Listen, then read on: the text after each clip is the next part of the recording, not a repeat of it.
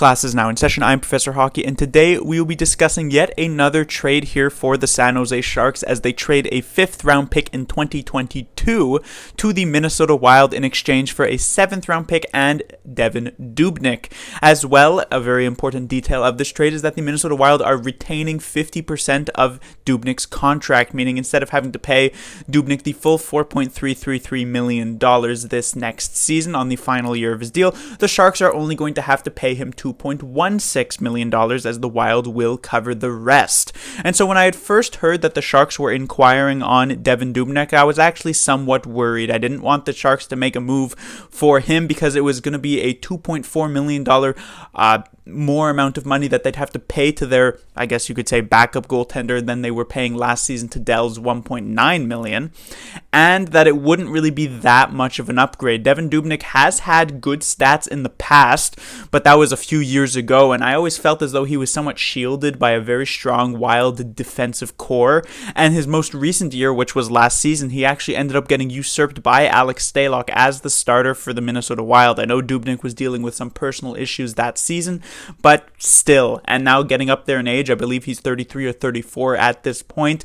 the future isn't necessarily all that bright. But with the fact that the Sharks, the only real assets that they gave up was downgrading a 5th-round pick to a 7th-round pick, and with the fact that they're only having to pay Dubnyk $250,000 more than they were paying Aaron Dell last season, I find that just like the Donato trade earlier today, this is one of those moves that's actually rather safe and probably doesn't have much downside with the potential of actually having pretty significant upside, right? Worst case scenario, what happens? Well, Dubnyk is not really much of an upgrade at all over Aaron Dell, and the Sharks are paying $250,000 more for more of the same things, right?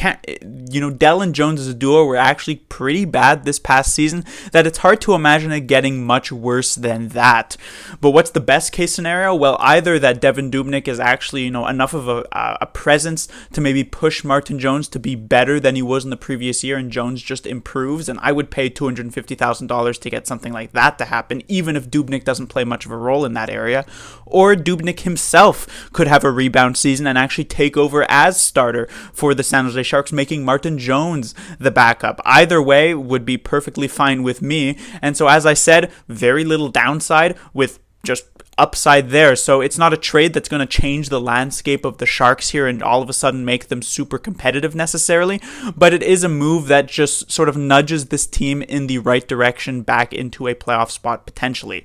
Class dismissed.